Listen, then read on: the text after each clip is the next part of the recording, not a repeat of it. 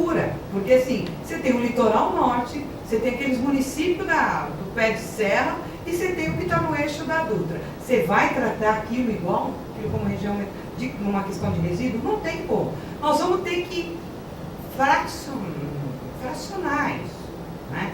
Olhar essas possibilidades. Agora, sempre com a ajuda também do município, das regiões. Nós vamos fazer, nós vamos enfrentar dessa maneira. E aí eu acho que o CONDEMA, a gente diz no plano, o Ministério entende que tem que virar lei.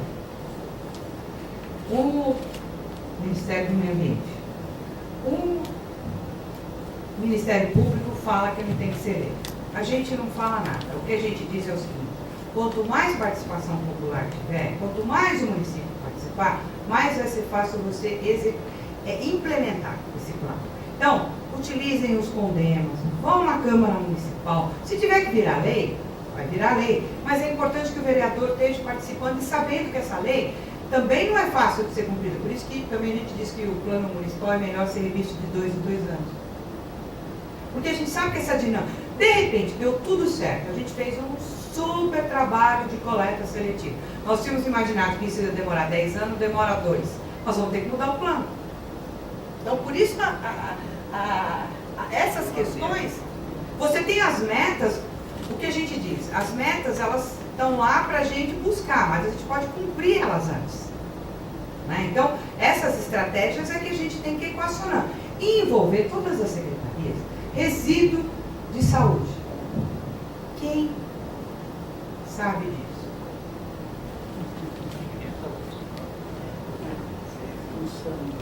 Meu, não é fácil. Você chantar, você faz... Que quantidade é produzida? O hospital, para onde vai? Vamos reduzir? Só tem alguns incineradores, porque de saúde tem que ser incinerador. Né? Então, precisa construir mais alguma unidade em algum lugar para ir, ou não, ou que tem. São enfrentamentos que a gente... Por isso que eu falo que o panorama, a gente já está enfrentando. Assim, é importante que vocês olharem o panorama e ver se assim, esses dados são coerentes, são possíveis. É o que a gente acredita que... Porque aí a gente vai poder ir para cima disso. Né? E junto com a Secretaria da Saúde, foi o mais difícil para a gente fechar com a Secretaria da Saúde. Porque assim, todo hospital tem que ter um plano de resíduos. Qual hospital tem? A hora que você vai levantar esse tapete. Então a gente também não pode entrar assustando todo mundo, rasgando todo mundo. A gente tem que entrar e mostrar. Se não tem, como é que faz? Que tipo de sistema? Vamos montar. Não é só hospital. Você tem farmácia, você tem posto de saúde, você tem veterinário. Então, isso foi levantado no nosso grupo essa semana. As embalagens de agrotóxicos, vamos usar o grande, a gente fala mal, vamos falar bem também. As embalagens de agrotóxicos são pagas, 100%. Os produtos veterinários estão nessa? Não. Então, como é que nós vamos, como Secretaria da Agricultura, ajudar eles a resolver isso? Os veterinários não estão. Aí levantaram assim, não, a gente chega a essas loucuras. O plástico do morango, quem é que vai fazer a coleta? Aí eu falei, gente, pelo amor de Deus, se a gente chegar nesse ponto também, vamos com calma, usando também o que é possível, o que seja mais contaminante. O plano é um pouco para a gente poder também fazer um plano. O sonho que a gente tem na CPLA é fazer um plano que ele seja cumprido. Para que daqui a 4 anos a gente fala, ó, perfeito, conseguimos, então já vamos aqui trabalhar com os próximos 4, né? Para avançar nas metas. Porque se a gente põe um horizonte também lá em cima, nós não vamos cumprir. Não vamos. Né? E também temos que entender que os municípios também... Gente, se hoje tem município, vamos lá, o maior município do estado de São Paulo não faz 5% de coleta, estou sendo boazinha. Vai cumprir a meta do plano? Não.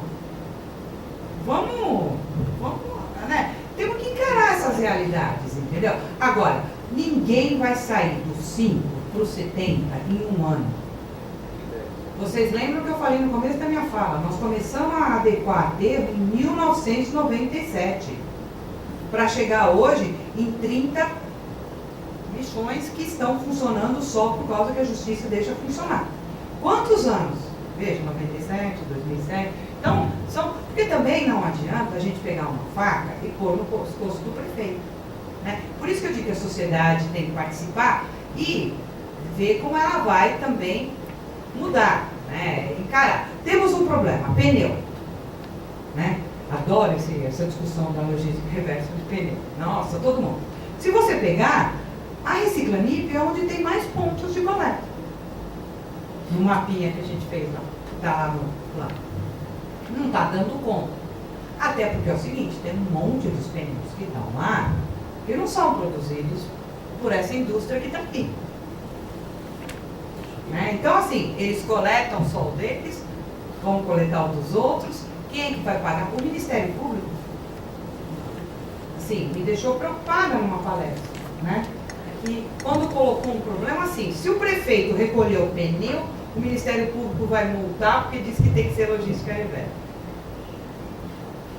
Né?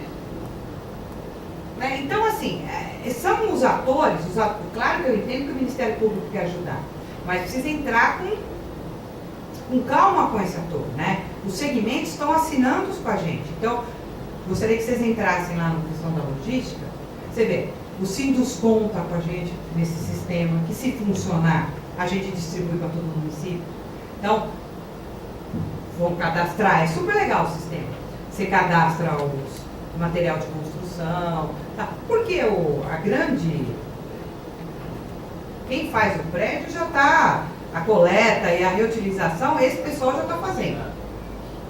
Na verdade, gente, vamos ser honestos. O resíduo da construção civil é do nosso banheiro, que a gente às vezes dá pro carinha por R$10 naquela carrocinha que ele leva, tá? Né? Então, esse rastreamento é difícil. E assim, até um dia eu tenho uma inscrição para pergunta. Eu respondi tudo. De certa forma a gente conseguiu entender 3 inscrições e assim é ampla a questão. Quer dizer, para nós aqui de Campinas fica o recado do seguinte: o nosso plano de gestão integrada de resíduos que vai ser, então, a gente se dedique bem a ele para depois a gente recorrer ao Estado nas performances que a gente puder conduzir em paralelo, né? Dada a nossa realidade. Perfeito. Contudo, de que maneira a gente consegue internalizar uma cobrança que não seja só nossa aqui, um apoio do Estado para você ter um regramento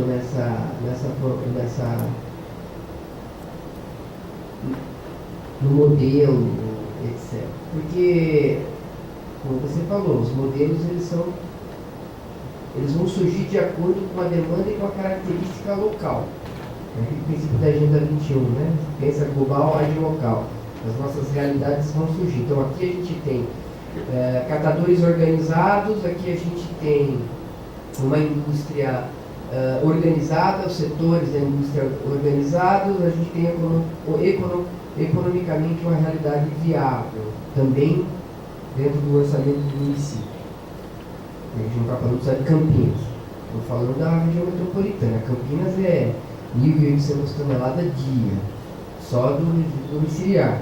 Aqui no levantamento de vocês apareceu Campinas como região metropolitana, apareceu 40,3 toneladas. Então, esse é um... Já foi rápido. Né? Entendeu? Então, esses encaminhamentos a gente vai fazer através de um documento formal pelo Conselho Municipal do Meio Ambiente. Vamos pedir sugestões às secretarias correlatas da administração pública para que elas possam ou compor esse documento, aí depois vamos discutir isso, ou a gente compõe esse documento para o Conselho, ou a própria administração pode encaminhar individualmente as propostas dela, como proposta da administração, no plano estadual, né, do ponto de vista de gestão deles. Mas é muito importante a gente entender aonde que a gente tem o Estado, sem ser o Ministério Público, sem ser a faca no pescoço, né? O que a gente tem do Estado hoje? que a gente tem no Estado hoje. Então fica essa pergunta para você responder junto das outras inscrições. Então eu vou abrir pela ordem a representante do fórum, na sequência o Hélio e a Valquíria posteriormente. Boa tarde, Zuleika, boa tarde, Tereza, a todos. Doutora Zuleika, eu gostaria de saber quando, na construção desse plano estadual de gestão de resíduos, vai aparecer aqueles que estão sendo considerados, são invisíveis no processo de elaboração dos planos de gestão de resíduos sólidos, que seria a questão dos catadores informais e das cooperativas organizadas, né? Porque muitos municípios estão elaborando seus planos de gestão e desconsiderando, né, o trabalho organizado dos catadores informais e também das cooperativas. E nós temos assistido aí já, né, alguns anos o governo federal incentivando pesadamente a organização, né, assim, dos catadores, cooperativas, associações, repassando milhares de recursos, milhares de reais aí, para a organização, né, desses trabalhadores, inclusive na linha daquilo que o Dr. Moura falou, que é, né, assim, o trabalho em rede, né, tanto na captação como na comercialização, né. Então, eu gostaria de saber em que momento que na construção do plano, não só a caracterização de resíduos, né, os vários tipos de resíduos, mas também das cooperativas, e incorporar também no plano. Nós sabemos que no estado de São Paulo nós já temos várias experiências exitosas, né, assim, coleta seletiva com a inclusão de catadores, com a remuneração de catadores, porque o Estado vai ter esse papel indutor das políticas públicas dos municípios. E nós queremos muito, né, assim, que os municípios tornem visível aqueles que hoje são totalmente invisíveis.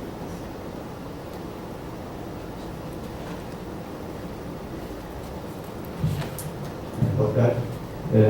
O meu nome é mesmo e o meu vínculo profissional é com a Secretaria de Planejamento, de modo que eu não posso repetir o que você disse anteriormente, embora não entenda que haja uma dicotomia de planejamento e técnica. Né? Eu acho que as coisas são... Pode ser que haja um novo elemento, por exemplo, o político. Né?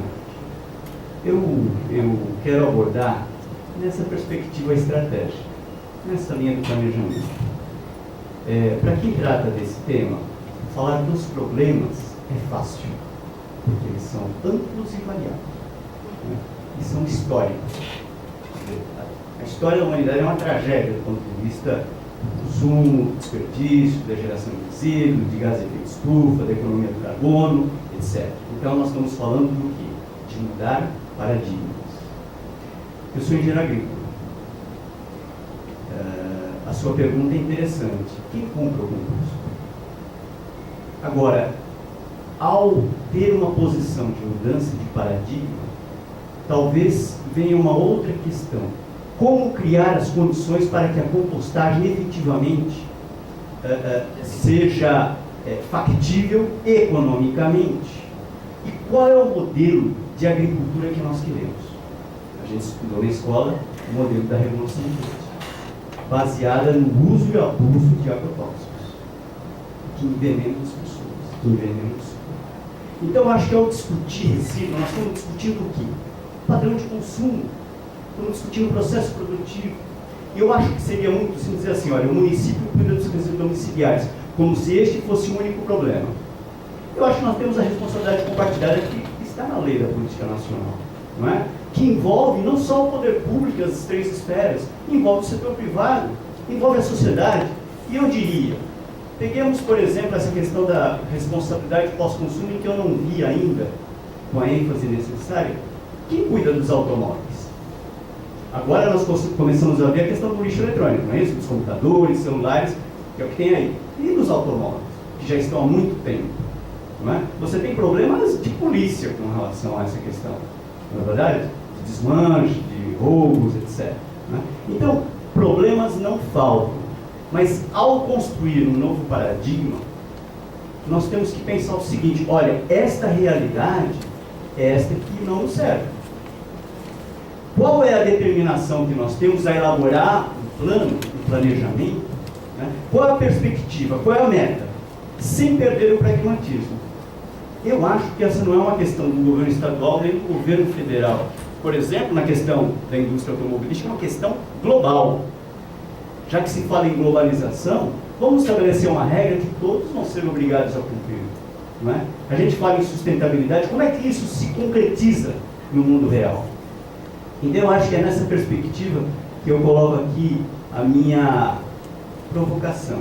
Eu gosto de reuniões públicas, acho que quando se grava, melhor ainda, porque, do meu ponto de vista, a transparência deve permear, né, a discussão de políticas públicas, e eu, particularmente, quando faço, quero fazer com toda a transparência. E é a posição que eu defendo dentro do poder público.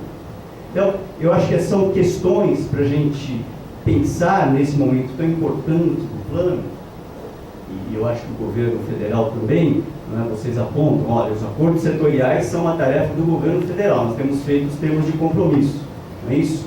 Temos avançado... 12. Nós escolhemos 12 setores para assinar. Isso, e tem avançado porque também na política estadual isso está previsto. Então, eu acho que é uma tarefa do conjunto da sociedade. Eu acho que envolve a questão social, como foi colocado aqui, os catadores, os cooperativos, enfim.